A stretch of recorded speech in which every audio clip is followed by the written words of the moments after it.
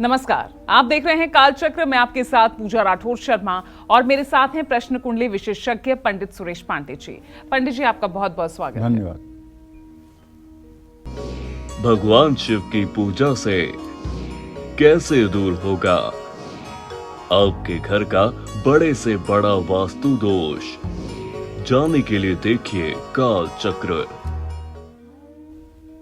जी हां, आपके घर में वास्तु दोष की वजह से क्लेश बढ़ रहा है, रोग बढ़ रहे हैं, दरिद्रता और डर ने आपके घर को घेरा हुआ है, तो बिल्कुल ना घबराएं, क्योंकि भगवान शिव की पूजा से आपके घर से बड़ा वास्तु दोष दूर हो सकता है। अब कैसे शिव पूजा से आपका घर हर दोषों से मुक्त रहेगा, यही बताएंगे आज प्रश्न कुंडली विशेषज्ञ पंडित सुरेश पांडे जी काल चक्र में। तो बने रहिए हमारे साथ।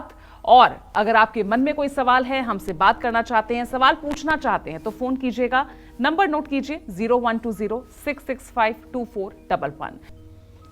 तो चलिए आज की चर्चा की शुरुआत करते हैं और जानते हैं कि आखिर शिव पूजा से कैसे बड़े से बड़ा वास्तु दोष दूर हो सकता है। तो चलिए सबसे पहले पंडित जी से इसी बारे में जानते हैं। तो पंडित जी, मैं समझना चाहूंगी, क्योंकि वास्तु दोष को लेकर लोग आजकल बहुत कॉन्शियस भी हो गए हैं, लेकिन शिव पूजा से कैसे ये वास्तु दोष दूर हो सकता है? देखो, भगवान शिव के बारे में कहा जाता है, सकल अमंगल मेटन हारी भाबिहु मेटि सकहि त्रिपुरारी। जो एकदम अवश्य संभावी हो जी, उसे भी भगवान शिव टाल सकते हैं, और उसके लिए उन्हें ब्रह्मा के लिखे पढ़े का कोई महत्व नहीं है। वो बिना 2/3 संविधान संशोधन के जो कर दें वही मान्यता प्राप्त। न काल की हैसियत है, न धर्मराज की हैसियत है, न चित्रगुप्त की हैसियत है कि कोई भगवान शिव से प्रश्न करे कि आपने ये क्या किया। जी, इसीलिए वो महादेव हैं, देवाधिदेव हैं। जी, और इसीलिए कहा जाता है कि मृत्यु से वो डरे जो काम करे चांडाल का, मृत्यु से वो क्यों करे जो भक्त हो महाकाल का। जी, ठीक है। बिल्कुल। तो कहने का आशय ये है कि देखिए, वास्तु दोष ऐसा नहीं है कि आज प्रचलन में आया है। जब से सृष्टि की रचना हुई है, जब से विश्वकर्मा जी ने सृष्टि की रचना में निर्माण कार्य शुरू किया है, तब से वास्तु की व्यवस्था हमारे शास्त्रों में रही है। अभी एक बात अलग है कि जब हम किसी तरह से एक घर बनाना चाहते हैं, एक झोपड़ी बनाना चाहते हैं, एक रहने के लिए आशियाना बनाना चाहते हैं, तो किसी तरह से उसको हम बनाने के चक्कर में रहते हैं। उसमें हम ये नहीं देखते हैं कि क्या दोष हो रहा है, क्या अच्छा हो रहा है, क्या बुरा हो रहा है। हमें तो बस खुशी होती है कि एक छत मिल जाए सिर छिपाने के लिए। लेकिन जहाँ प्रसाद, जिसको कहते हैं राजमहल, जहाँ राजमहल बनता था, जहाँ बड़े लोगों का घर बनता था, उसमें वास्तु का विचार किया जाता था। और मैंने अनुभव में देखा है कि चाहे जितना अच्छी आपकी महादशा चल रही हो, चाहे जितना आपका अच्छा भाग्य चल रहा हो, लेकिन अगर घर में वास्तु दोष है तो आपका सारा पुरुषार्थ धरा का धरा रह जाएगा। जैसे 2-4 बातें मैं आपको बता रहा हूं।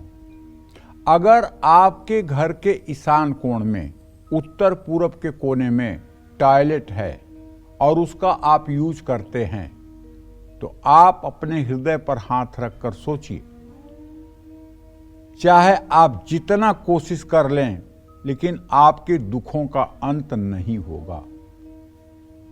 अगर आपके दक्षिण पूर्व के कोने में पानी का स्थान है, वहां हर समय पानी रहता है, तो चाहे आप जितनी कोशिश कर लें, उस घर में आप सुखी नहीं रह सकते।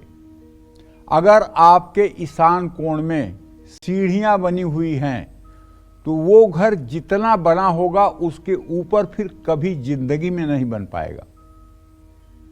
अगर आपके घर का दक्षिण पश्चिम का कोना बढ़ा हुआ हो, तो ये निश्चित है कि उस घर में रहने वाले कभी सुकून से नहीं रह सकते।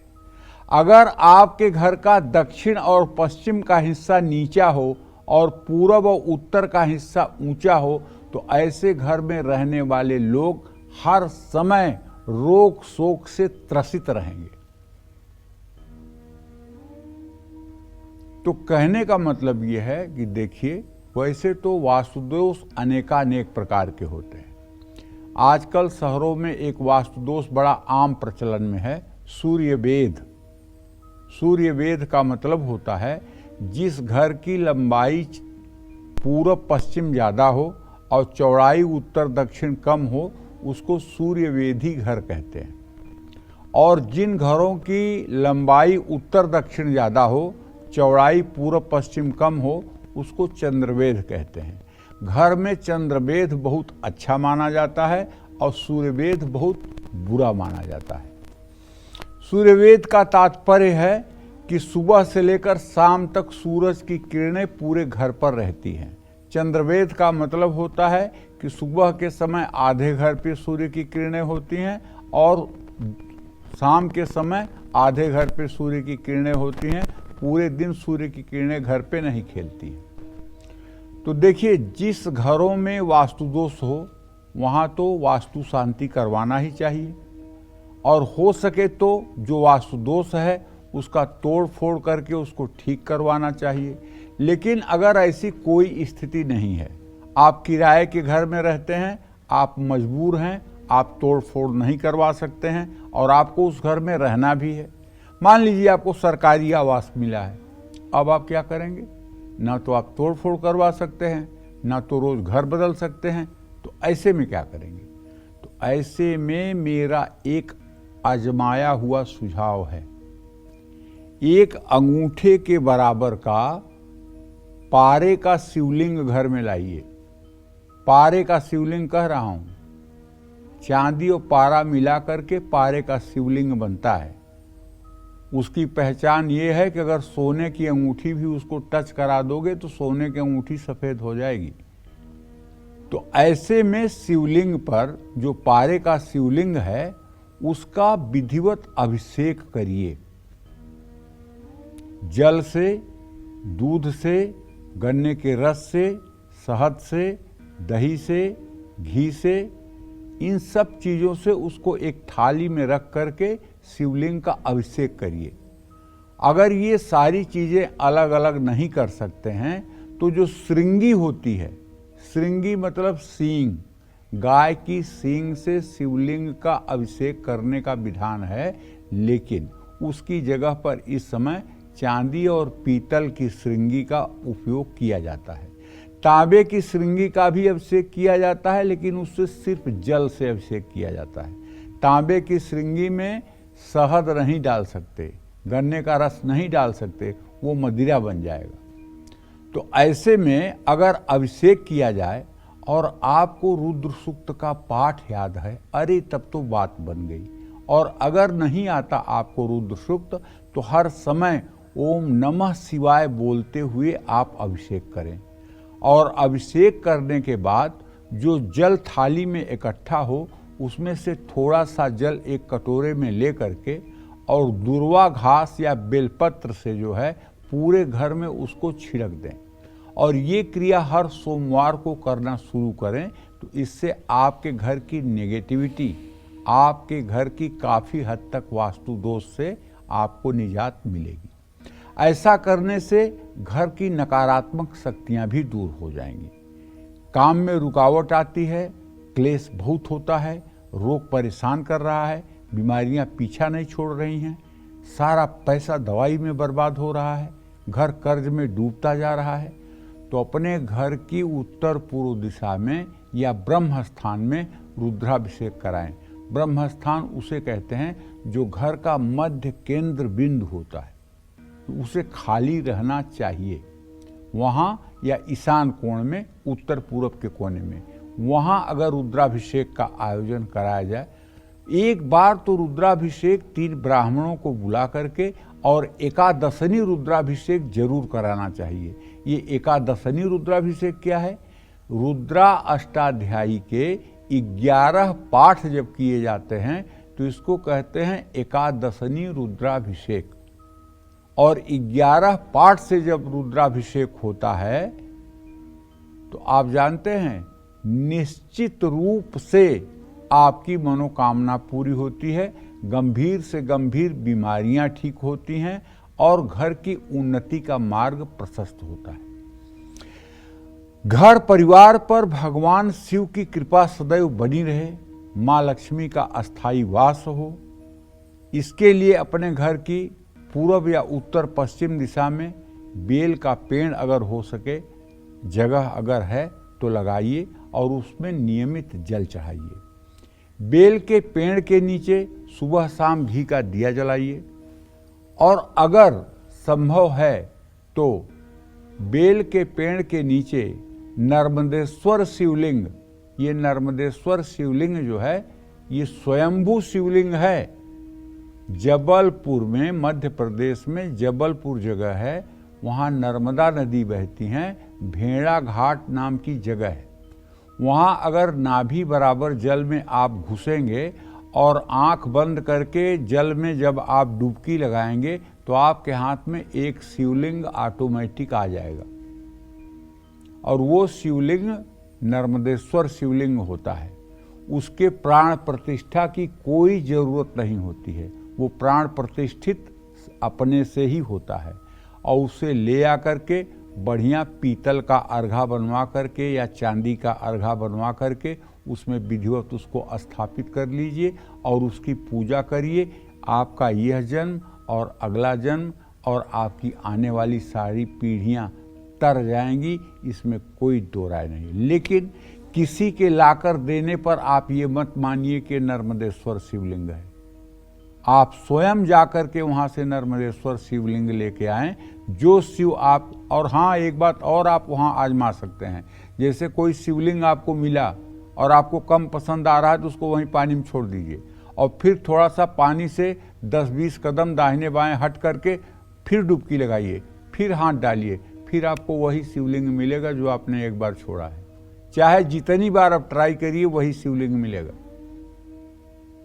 तो भगवान शिव साक्षात, उनका अपना प्रभाव है। घर में वास्तु दोष के कारण अकारण भय और कष्ट भी रहता है। जो लोग तथाकथित ये बात मानते हैं, मैं नहीं मानता हूँ, लेकिन जो लोग मानते हैं कि हमारे ऊपर किसी ने कुछ कर करा दिया है, हमारे ऊपर किसी ने ब्लैक मैजिक कर दिया है, हमारे घर के ऊपर किसी ने तंत्र मंत्र की क्रिया कर दिया है, उन सभी लोगों को बताना चाहता हूँ, ये तंत्र मंत्र क्रिया कुछ नहीं है, सिर्फ आपका मन खराब संभावनाओं से घिर गया है, इसलिए ये सब चीजें आपको लग रही हैं। हकीकत में ऐसा कुछ नहीं है। तो अगर आप चाहते हैं संकट से बचना, तो अपने घर की उत्तर पूर्व दिशा में बैठकर भगवान तुलसीदास जी द्वारा रचित रुद्राष्टकम का पाठ करिए। नमामि समीशान निर्माण रूपम विभुम व्यापकम ब्रह्म वेद स्वरूपम अजम निर्गुणम निर्विकल्पम निरीशम चिदाकाशवाकाशवासम भजे हम।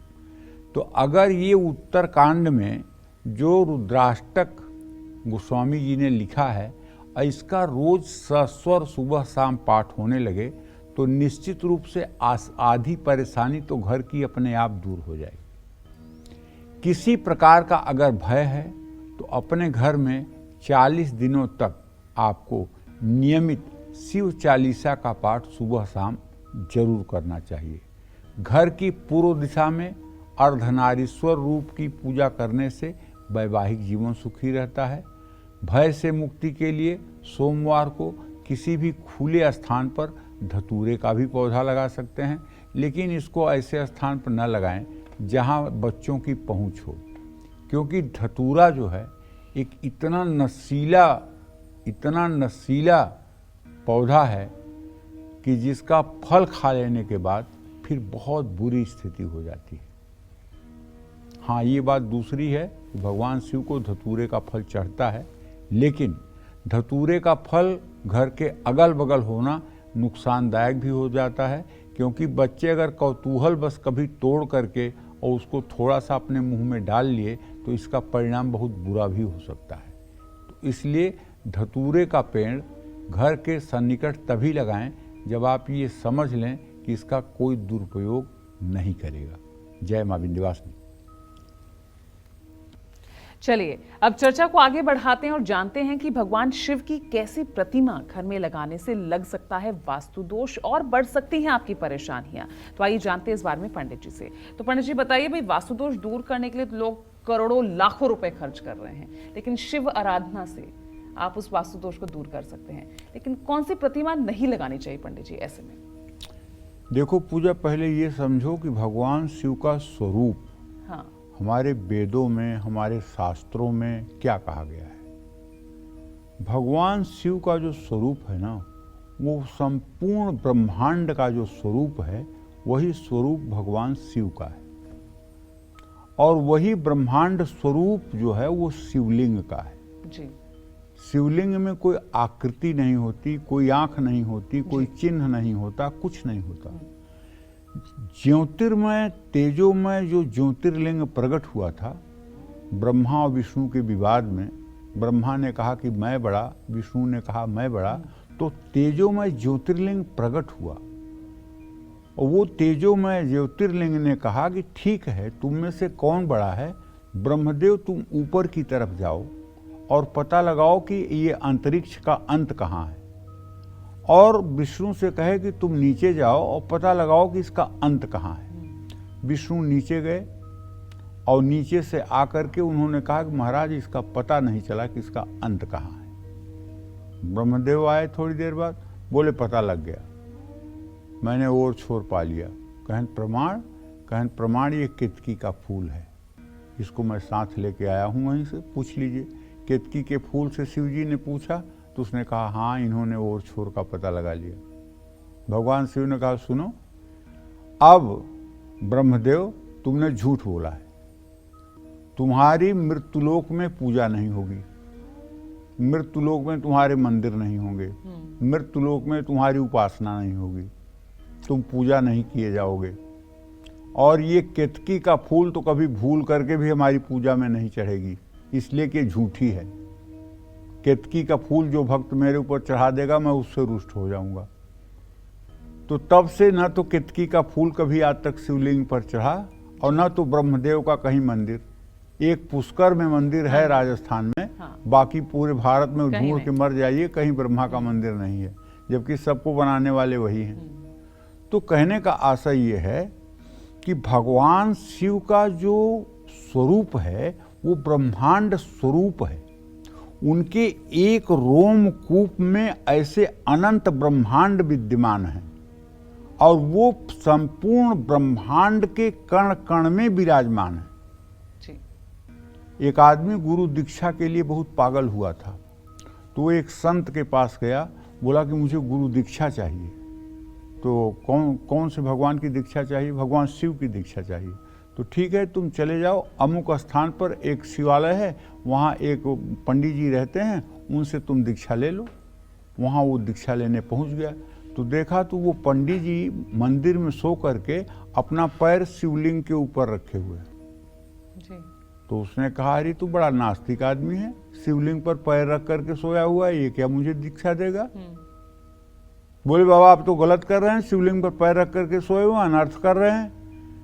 कहन हाँ बेटा क्या करूं, मैं बुजुर्ग हूं, मेरा पैर वहां से हट नहीं पा रहा है, तुम मेरा पैर हटा दो बेटा, ये अनर्थ हो रहा है, हटा दो।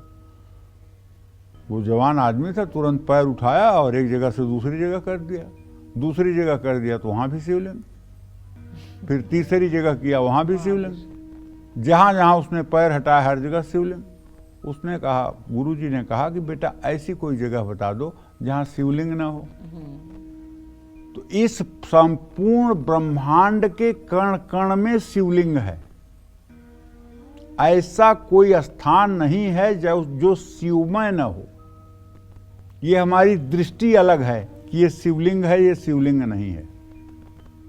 इस मिट्टी का एक एक अणु जो है वो शिवलिंग है, बस भावना होनी चाहिए, ठीक है। हाँ, लेकिन अलग अलग, जैसे एक ही महिला, किसी की माँ होती है, किसी की बेटी होती है, किसी की भाभी होती है, किसी की चाची होती है, किसी की नानी होती है, और हर संबोधन पर वो बोलती है। उसी तरह से भगवान शिव के जो अनेकानेक रूप हैं उन रूपों की जो लोग आराधना करते हैं तो तदरूप के अनुसार भगवान उसको फल देते हैं। जैसे ब्रह्मा को सृष्टि करना था तो भगवान ने उन्हें अर्धनारीश्वर रूप दिखाया कि देख परेशान मत हो, तू ऐसे सृष्टि नहीं कर पाएगा, मेरे शरीर में देख आधा स्त्री है आधा पुरुष, अब इससे सृष्टि होगी। तो ब्रह्मा को समझ में आ गया, उन्होंने स्त्रियों को भी सृष्टि में ला दिया। तो भगवान की कैसी प्रतिमा घर में लगाने से वास्तु दोष लग सकता है और परेशानियां बढ़ सकती हैं, ये भी जान लीजिए। अपने घर में भगवान शिव की कोई क्रोध वाली मुद्रा या तस्वीर आपको नहीं रखना चाहिए, और न तो शिव तांडव करते हुए, तांडव नृत्य करते हुए न उनकी तस्वीर लगानी चाहिए। ऐसी तस्वीर रखना विनाश का प्रतीक है, क्योंकि शिव जब तक शिव हैं तब तक तो कल्याण है, लेकिन अगर वो शंकर बन गए तो संहार करेंगे। तो भगवान शिव की क्रोध वाली तस्वीर घर में स्थापित करने से नेगेटिविटी भी बढ़ेगी और घर के लोगों के अंदर उद्दंडता भी बढ़ेगी। इसीलिए नटराज की मूर्ति बिना किसी वास्तु एक्सपर्ट से पूछे अपने घर में कभी नहीं लगाना चाहिए। भगवान शिव की तस्वीर गंदे स्थान पर भूल करके भी ना रखें। भगवान शिव की तस्वीर घर में जिस भी स्थान में रखी है उसको हर रोज पूजा करें, साफ सफाई करें, धूप बत्ती दिखाएं, दिया जलाएं और सेवा करें। ऐसा न करने से घर में और वास्तु दोष बढ़ता है, धन हानि भी होती है। भगवान शिव की खड़ी मुद्रा की तस्वीर कभी भी घर या ऑफिस में नहीं लगाना चाहिए। भैरव भगवान शिव का ही रूप है, लेकिन भैरव जी तंत्र मंत्र विद्या के देवता माने जाते हैं। अब तो रामचरितमानस में हनुमान चालीसा में एक सुधार हुआ है, और रामभद्राचार्य जी, जगत गुरु रामभद्राचार्य जी बताते हैं कि हनुमान चालीसा में जो लिखा हुआ है शंकर सुवन केसरी नंदन, इसमें उन्होंने सुधार किया है। सुवन जो है इसको उन्होंने स्वयं कहा है, शंकर स्वयं केसरी नंदन। शंकर जी खुद हनुमान जी के रूप में है, और पहले अर्थ होता था कि शंकर सुवन केसरी नंदन, शंकर जी के और केसरी के पुत्र भगवान हनुमान हैं। इसका उन्होंने सुधार किया है, शंकर स्वयं केसरी नंदन। शंकर स्वयं जो है केसरी नंदन बन के हनुमान बन करके पैदा हुए हैं, और भगवान शिव के ही अवतार हनुमान जी माने जाते हैं, ये आपको भी पता है।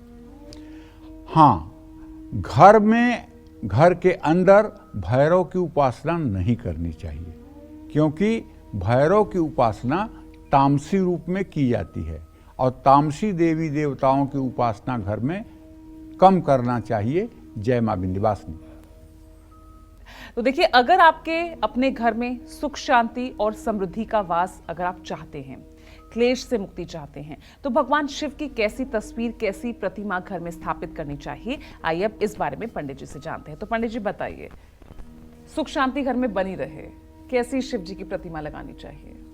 देखो, अगर आप अपने घर में सुख शांति और समृद्धि का वास चाहते हैं, कलेश से मुक्ति चाहते हैं, तो भगवान शिव की ऐसी तस्वीर आप घर में लगाइए। पहली बात तो जो लोग शादीशुदा हैं, जिनका परिवार है, बच्चे हैं, ऐसे लोग भगवान शिव के परिवार की तस्वीर अपने घर में पूरब की दीवार पर जरूर लगाएं। शिव परिवार की तस्वीर घर में लगाने से तरक्की होती है। शिव परिवार की तस्वीर घर में स्थापित करने से सुख शांति रहती है, घर में कलेश नहीं होता है, संतान के साथ मनमुटाव नहीं होता है। जिस तस्वीर में भगवान शिव प्रसन्न मुद्रा में हों, ऐसा चित्र घर में जरूर लगाना चाहिए। और नंदी पर विराजमान भगवान शिव का चित्र घर में लगाने से एकाग्रता बढ़ती है। कार्तिकेय के साथ भगवान शिव और पार्वती का चित्र लगाने से घर में मनोकामनाएं पूरी होती हैं। सुख सुविधाएं प्राप्त होती हैं, सुख बढ़ता है। जिस चित्र में भगवान शिव उत्तर दिशा में, भगवान विष्णु और दक्षिण दिशा की ओर भगवान ब्रह्मा का चित्र हो, ऐसी तस्वीर की पूजा करने से बीमारियों से भी मुक्ति मिलती है। लेकिन आपको एक बात बताऊंगा, अगर आपकी साधना को कुछ साल हो गए हैं और साकार साधना आपकी जम गई है, तो आपको एक पूजा करने का जो शिव मानस पूजा का मंत्र है वो भी मैं बताऊंगा। अगर हमारे दर्शकों में से किसी एक भी दर्शक ने हमारी बात मान ली और उस हिसाब से पूजा शुरू किया, तो मैं समझूंगा कि हमारा परिश्रम, हमारी साधना सफल हो गई। वो उपासना क्या है मैं बताना चाहता हूं। आत्मा त्वम गिरजामति सहचरा प्राणा शरीरम गृह पूजा ते विषयोपभोग रचना निद्रा समाधि स्थिति संचार पदयो प्रदक्षिण विधि स्त्रोताणि सर्वा गिरो यद कर्मं क्रियते तदखिलम शंभो तव आराधनम। अब भैया इसका अर्थ जरा समझ लीजिए।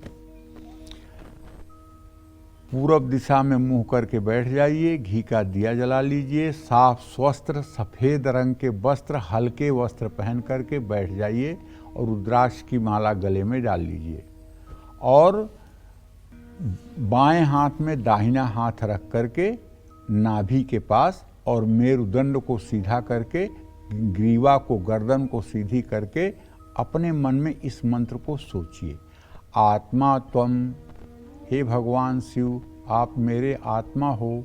आत्मा में यहाँ शिवलिंग का दर्शन करें। गिरजामती, और सुंदर सी महारानी पार्वती का चित्र याद करते हुए, महारानी पार्वती का चित्र याद करते हुए, जगत जननी जगदम्बा माँ पार्वती का चित्र याद करते हुए आप कहिए कि जो मेरी बुद्धि है वो पार्वती स्वरूपा है। वो भी वहीं शिवलिंग के अगल बगल आपको दिखाई देनी चाहिए। आत्मा तुम गिरजामती सहचरा प्राणा, ये नंदी आदि जो आपके शिवगण हैं, ये हमारी जो श्वास प्रश्वास चल रही है, जो हमारे अंदर श्वास आ जा रही है, ये आपके नंदी आदि शिवगण हैं। शरीरम गृह, और हे भोलेनाथ ये मेरा शरीर जो है आपके निवास करने योग्य सुंदर स्थान है। पूजा ते विषयोपभोग रचना, और जो मैं नहाता हूँ, तेल साबुन लगाता हूँ, कंघी करता हूँ, अपने शरीर की देख रेख करता हूँ, ये सब आपके पूजन के उपचार हैं। पूजा ते विषयोपभोग रचना निद्रा समाधि स्थिति, और हे भोलेनाथ जब मैं सोता हूँ तो ये आपकी समाधि अवस्था है। इस समय आपको भगवान शिव को समाधि अवस्था में देखना चाहिए। ऐसा सोचते हुए भगवान शिव को कैलाश पर बैठे हुए समाधि अवस्था में देखना चाहिए। निद्रा समाधि स्थिति संचार पदयो प्रदक्षिण विधि, मैं जितने कदम चलता हूँ, चाहे सीधे सड़क पे चलता हूँ, चाहे सीढ़ियों पे चलता हूँ, चाहे घर में चलता हूँ, ये आपकी प्रदक्षिणा के अलावा और कुछ नहीं है। ऐसा सोचते हुए आप ये अपने मन में एक चित्र बनाएं, कल्पना करें कि कैलाश पर भगवान शिव बैठे हैं, माँ पार्वती उनके बगल में खड़ी हैं, शिवगण सामने बैठे हुए हैं और आप भगवान शिव के चारों तरफ परिक्रमा कर रहे हैं। क्लॉकवाइज आप परिक्रमा कर रहे हैं, हाथ जोड़कर नमः शिवाय करते हुए आप परिक्रमा कर रहे हैं। ठीक है। संचार पदयो प्रदक्षिण विधि स्त्रोताणि सर्वा गिरो, और जो कुछ भी मैं बोलता हूँ, चाहे अंग्रेजी में बोलूं, चाहे हिंदी में बोलूं, चाहे संस्कृत में बोलूं, ये सब आपके लिए स्त्रोत हैं। संचार पदयो प्रदक्षिण विधि स्त्रोताणि सर्वा गिरो यद कर्मम क्रियते तदखिलम शंभो तव आराधनम, और सोकर उठने के बाद से सोते तक मैं जो भी कर्म जाने अनजाने में करता हूँ, हे शिव यह आपके पूजन के उपचार के ही रूप में स्वीकार किया जाए, ऐसी हमारी प्रार्थना है। अगर ये भाव जम गया सुबह शाम, तो आप मान लीजिए शिव आपके साथ रहेंगे। जय मां विंध्यवासिनी। आइए अब चर्चा को आगे बढ़ाते हैं। मान सम्मान पाने के लिए, सुखी वैवाहिक जीवन के लिए और संतान सुख पाने के लिए आपको घर में भगवान शिव की कैसी प्रतिमा किस दिशा में स्थापित करनी चाहिए, चलिए जानते हैं पंडित जी से। पंडित जी, पारिवारिक सुख बना रहे, संतान, परिवार, पति पत्नी के बीच रिश्ते, तमाम सब चीजें ठीक ठाक रहें, ऐसे में क्या करना चाहिए? भगवान शिव की किस प्रतिमा को लगाना चाहिए? आशुतोष तुम अवधर दानी, आरत हरहूं दीन जन जानी। भगवान शिव आशुतोष औढ़र दानी है और इनके शरण में गया हुआ व्यक्ति कभी दुखी नहीं रह सकता। जो लोग श्रद्धा पूर्वक भगवान शिव और मां पार्वती की बैल पर बैठी हुई तस्वीर को घर में लगाते हैं और उनकी पूजा करते हैं, ऐसे लोगों को संतान सुख मिलता है। भगवान शिव के अर्धनारीश्वर स्वरूप की उपासना करने से वैवाहिक जीवन सुखी रहता है। नंदी और पार्वती जी के साथ सभी गणों से घिरे हुए भगवान शिव की उपासना करने से मान सम्मान की प्राप्ति होती है। दैत्य जालंधर का विनाश करते हुए सुदर्शन चक्र धारण किए हुए भगवान शिव के चित्र या प्रतिमा की उपासना करने से विरोधियों से रक्षा होती है। जटा में गंगा, सिर पर चंद्रमा धारण किए हुए बाएं ओर मां पार्वती और दाहिनी ओर कार्तिकेय गणेश के साथ भगवान शिव की प्रतिमा की उपासना करने से परिवार के क्लेश खत्म हो जाते हैं और सुख शांति बढ़ती है। ध्यान की स्थिति में बैठे हुए शरीर पर भस्म लगाए हुए भगवान शिव की मूर्ति की पूजा करने से सभी दोषों से मुक्ति मिलती है। भगवान शिव की तस्वीर घर में उत्तर दिशा में ही लगानी चाहिए।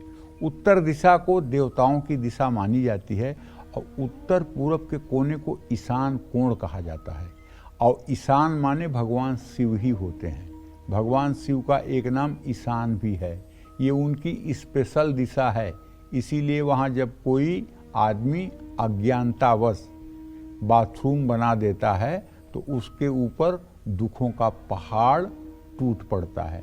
इसीलिए सब अपने दर्शकों से कहता हूँ कि बाथरूम देख लो कंपास से, अगर ईशान कोण में है तो उसको बंद कर दो, तोड़ दो, वहाँ फर्श बना दो, उसका उपयोग मत करो, वरना तुम्हारा सारा पराक्रम धरा का धरा रह जाएगा, परेशानी और विपत्तियों से निजात नहीं मिलेगी, पूजा पाठ भी काम नहीं आएगा। जय मां विंध्यवासिनी। चलिए अब आगे बढ़ते हैं चर्चा में। घर से आर्थिक तंगी और वास्तु दोष दूर करने के लिए शिव पूजा से जुड़े कौन से नियम आपको जरूर फॉलो करने चाहिए, आइए अब इस बारे में जानते हैं पंडित जी से। तो पंडित जी बताइए इन खास नियम कायदे के बारे में जो हमें जरूर फॉलो करना चाहिए। देखिए, आपके घर में शिवलिंग है तो उसे हमेशा रेशमी कपड़े के ऊपर स्थापित करें। शिवलिंग को बिना किसी स्टैंड के कपड़े के ऊपर रखने से वास्तु दोष लगता है। ऐसा करने से घर में आर्थिक तंगी भी आती है। जो लोग घर में शिवलिंग स्थापित करना चाहते हैं वो इसके साथ शिव परिवार की प्रतिमाएं भी स्थापित करें। शिव जी की पूजा में कभी भी तुलसी अर्पित न करें, ऐसी भूल न करें, और शिव जी का अभिषेक कभी भूलकर शंख से न करें। ये मैं इसलिए कह रहा हूँ कि बड़े बड़े लोगों से गलती हो जाती है, बड़े बड़े लोगों से गलती हो जाती है। रामायण सीरियल सन 87 में आ रहा था ना, और आपने रामायण सीरियल देखा है ना।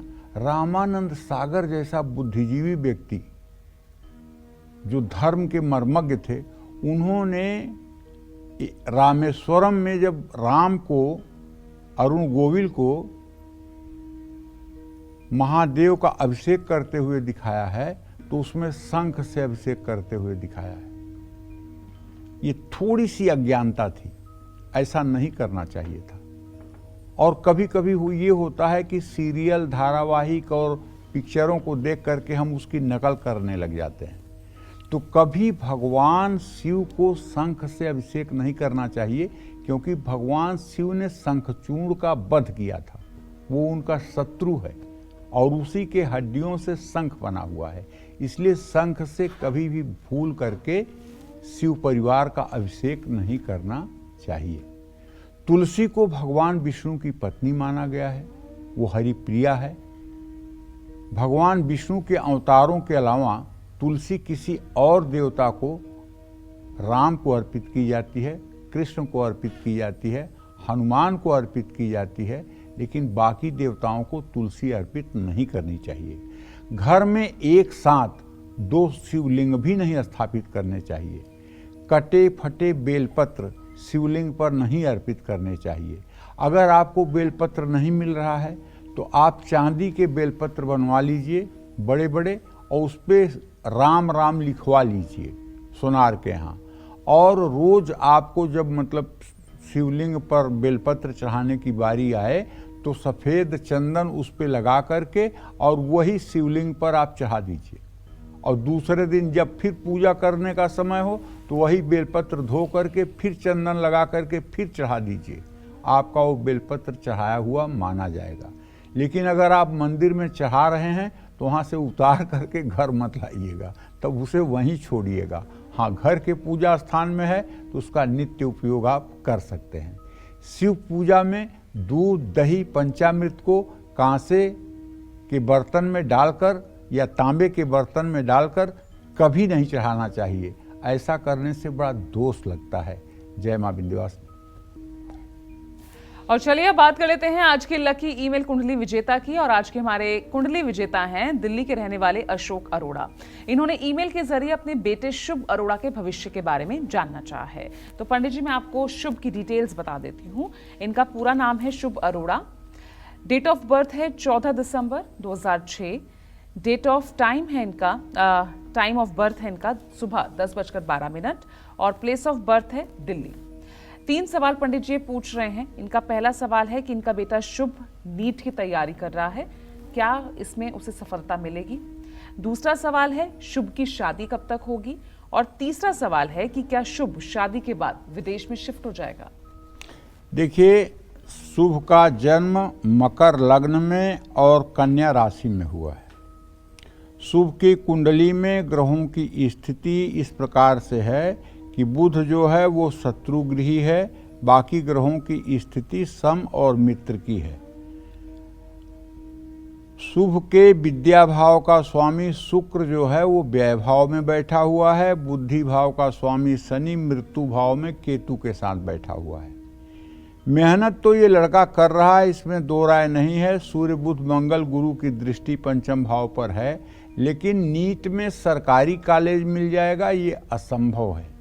हाँ, आप पैसा खर्च करके इन्हें नीट में MBBS में एडमिशन दिलवा सकते हैं। दूसरी बात विवाह की, तो चंद्रमा उच्च के नवमांश में है। विवाह तो इसका सुंदर होगा, इसमें कोई दो राय नहीं है।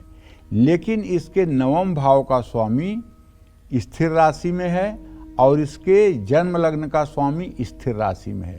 जितना मैं ज्योतिष जानता हूँ उसके आधार पर कह सकता हूँ स्थिरै स्वदेशै बहुभाग्ययुक्ता स्थिरै ग्रहै भूरि धनान्वितस्यात्। इसका विदेश में प्रवास नहीं होगा और ये स्वदेश में ही सुखी जीवन व्यतीत करेगा। ऐसा मेरा ज्ञान है, ऐसा मैं आपको बता रहा हूँ। जय मां विंध्यवासिनी। झूठा भोजन करना आपकी सेहत और किस्मत दोनों के लिए कैसे खराब है? आइए आज इस बारे में जानते हैं। पंडित जी बताइए, झूठा भोजन, आजकल तो शेयरिंग केयरिंग वाला जो सब चल रहा है, झूठा भोजन भी इस बीच शेयर हो ही जाता है। ये भ्रष्टाचार है। गीता में भगवान ने तामसी भोजन का वर्णन किया है। भगवान स्वयं श्री कृष्ण ने अपने मुंह से कहा है, यातयामम गतरसम पूति परियूषितम चयत उच्छिष्टमपि चामेध्यम भोजन तामस प्रिय। तामसी व्यक्तियों को 3 घंटे से बाद का बना हुआ अगर भोजन है, यातयाम माने 1 प्रहर पहले से अगर बना हुआ भोजन है, गतरसम ऐसा फल जिसका रस सूख रहा है, पूत प में इत प्रत्यय लगा हुआ है, माने जो प्रकृति द्वारा दुर्गंधित हो। तो प्रकृति द्वारा दुर्गंधित जो 2 चीजें मुख्य हैं, लहसुन और प्याज। इनको उखाड़ते ही इसमें से बदबू आती है खेत में से। ऐसा नहीं है कि बाद में इसमें कुछ डाल के बदबू पैदा की जाती है। पूत पर्यूषित मतलब किसी संग दोष के कारण पर्यूषित, तो ऐसा कहने का मतलब उच्छिष्ट माने होता है जूठा भोजन। जूठा भोजन तामसी होता है, जिससे आलस्य, निद्रा और प्रमाद बढ़ता है। तो झूठा भोजन कभी भी नहीं करना चाहिए। इससे ना सिर्फ संक्रामक रोग फैलने की आशंका रहती है, बल्कि ग्रह दोष भी लगते हैं। कुंडली का दूसरा भाव धन के साथ वाणी का भी कारक होता है। किसी दूसरे व्यक्ति का भोजन करने से वाणी पर बुरा असर पड़ता है। वाणी में कर्कशता आती है। जिसका जूठा भोजन खाते हैं उसका अशुद्ध व्यवहार आपके जीवन में आता है। किसी का जूठा भोजन खाने से ग्रह भी परेशान करते हैं। जूठा भोजन करने से कुंडली का धन स्थान प्रभावित होता है, जिससे आर्थिक संकट शुरू हो जाता है। जूठा भोजन करने से कुंडली का भाग्य स्थान यानी नवम भाव प्रभावित होता है। इसके कारण भाग्य कमजोर हो जाता है और काम आसानी से नहीं बनते हैं। कोई व्यक्ति अगर भोजन की थाली को लांघ कर चला गया है तो इस भोजन को भी ग्रहण करने से बचना चाहिए। ऐसा भोजन किसी पशु को खिला देना चाहिए। भोजन की थाली अमृत के समान मानी गई है। एक साथ बैठकर भोजन करने से परिवार की तरक्की होती है, सेहत अच्छी रहती है। जो परिवार एक साथ बैठकर भोजन करता है उस घर में माँ लक्ष्मी हमेशा रहती है। जिस भोजन में बाल निकल आए ऐसे भोजन को ग्रहण नहीं करना चाहिए। जय माँ विंध्यवासिनी।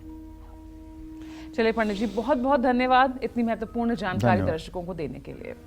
उम्मीद करते हैं आपको हमारा आज का ये विषय बेहद पसंद आया होगा। तो कल फिर एक नए विषय के साथ और आपकी परेशानियों को दूर करने के लिए ढेरों उपाय लेकर आएंगे हम पंडित सुरेश पांडे जी के साथ। तब तक के लिए कालचक्र की पूरी टीम को इजाजत दीजिएगा और देश दुनिया की खबरों के लिए देखते रहेगा News 24। नमस्कार।